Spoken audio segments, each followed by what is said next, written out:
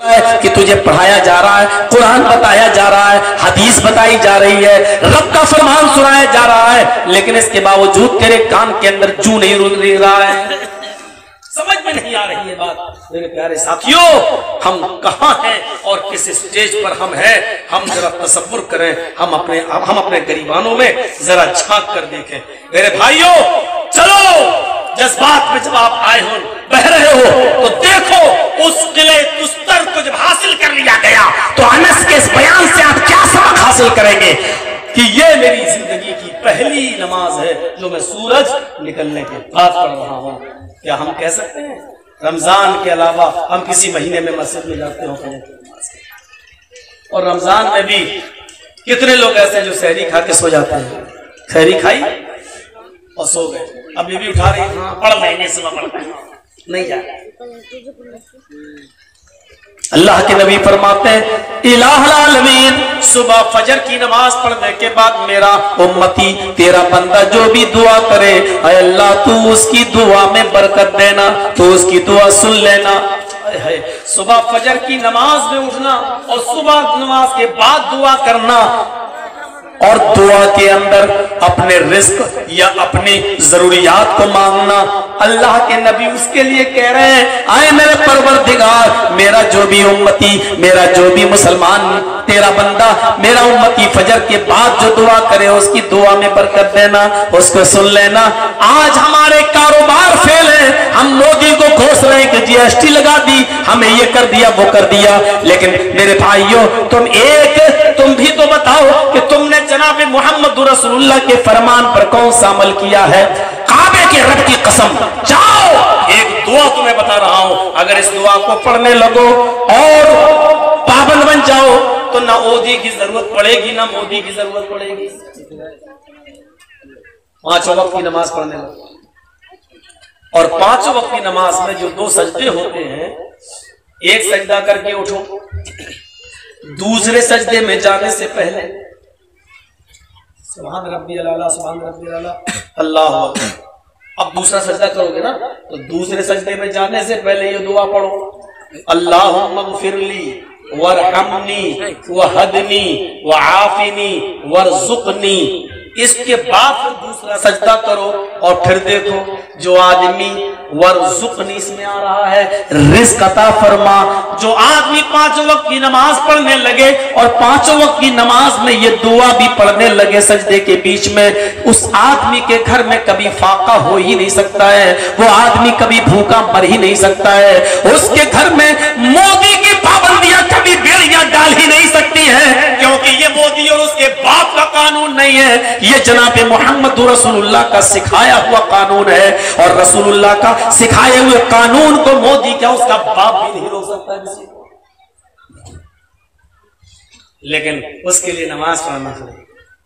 मौलाना ऐसे आप काम बताओ जो नमाज न पढ़ना पड़े, घर बैठे हो जाए, तो फिर उन मौलवियों के पास जाओ जो 51 रुपए लेकर तावीज दे देते, ले जाओ, इसको अपने गले में डाल देना, बरकत हो जाएगी।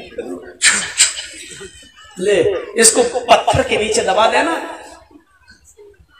आसमान से बारिश होगी, नोट होगी। राम रहीम हो क्या?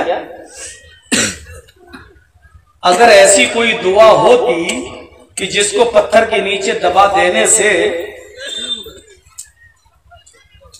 नोट आने लगे, तो ये मौलवी किसी दूसरे को नहीं बताता, सारे नोट वो अपने घर में रख लेता।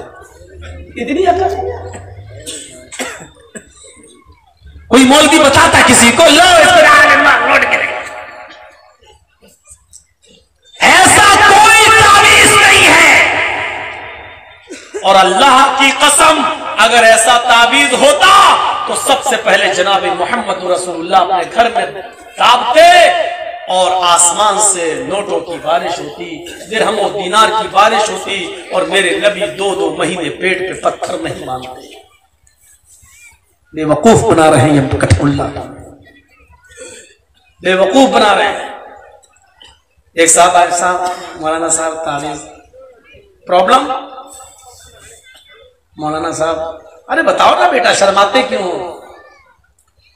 एक लड़की से प्यार हो गया। ओ हाँ हाँ बताओ क्या बात? लड़की चाहती, लड़की तो चाहती है, लड़की का बाप नहीं चाहता, वो नहीं चाहता कि शादी हो मेरे साथ। अच्छा, कल आना। अब मुर्गा बड़ा था तो पैसे भी ज्यादा।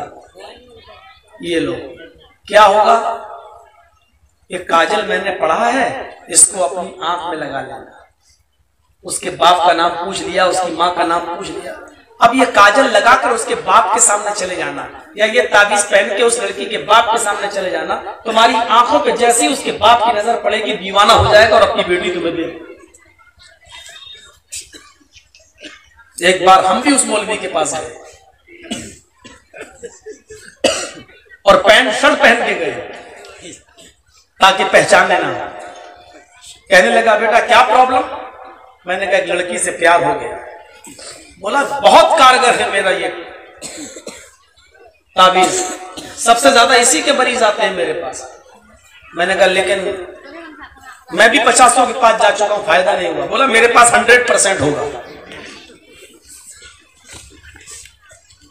कहने लगा, बताइए लड़की का नाम? मैंने कहा, लड़की का नाम जैनब। बाप का नाम? मैंने कहा, नूरुल्लाह। कहता क्या? मैंने कहा, हाँ। मेरा नाम ले रहा है। मैंने कहा, प्यार भी तेरी बेटी से हुआ तो मैं क्या करूं?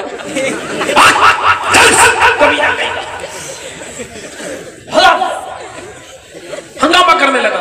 मैंने कहा कि अपनी बेटी की बात आई तो हम भगा रहे हो, दूसरों की बेटियों के घर बिगड़वा रहे हो। चीखने लगा। मैंने कहा कि मैं कोई ऐसा वैसा लड़का नहीं हूं, जानते हो मैं कौन हूं? फिर मैंने अपना नाम बताया कि मैं मौलाना जर्जीस हूं। बैठ, इधर आओ, इधर आओ, इधर बैठो। अरे यार मौलाना साहब, मस्जिद में 3000 रुपए की नमाज पढ़ाता हूं, यही एक घंटा बंदा कर लेता हूं, तुम यार अब बताइए, तो यही धंधा कर, ये धंधे बना रखे हैं। बोला, 3000 रुपए में बताइए, मैं अपने बीवी बच्चों का पेट पाल लूंगा। मैंने कहा, इसमें कितनी इनकम हो जाती है? कहता 30-40 हजार महीना इसमें कमा लेता। जो मौलवी कम पैसों में मस्जिद में रुका हुआ है, उसका बायोडाटा मालूम करो, ऊपर इनकम कहां से आ रही है। 2-2.5-3 हजार रुपए में रुका कैसे है? और ताबीज और कंटों पर अगर वो बिजनेस कर रहा है तो पता लगाओ किसके पास सबसे ज्यादा कस्टमर किस मर्ज के आ रहे हैं। मुझे बता कि तेरा पास कौन सा, यहां बैठा हुआ हूं, चैलेंज देता हूं, मुझे बता तेरे पास कौन सा ताबीज है जो फायदा करता है। मुझे बता, मुझे वो बीमारी है, मुझे फायदा करके दिखा। अल्लाह के नबी की बीवी हजरत आयशा कहती हैं, हाय मेरा सर का दर्द, हाय मेरा दर्द सर। अल्लाह के नबी अपनी बीवी हजरत आयशा के माथे को पकड़ते हैं, यूं दबाते हैं, 3 बार सूरह फातिहा पढ़ते हैं और 3 बार मुअव्वज़तैन पढ़ते हैं, कुल औज़ु बिरब्बिल फलक, कुल औज़ु बिरब्बिन नास, और दम करते हैं।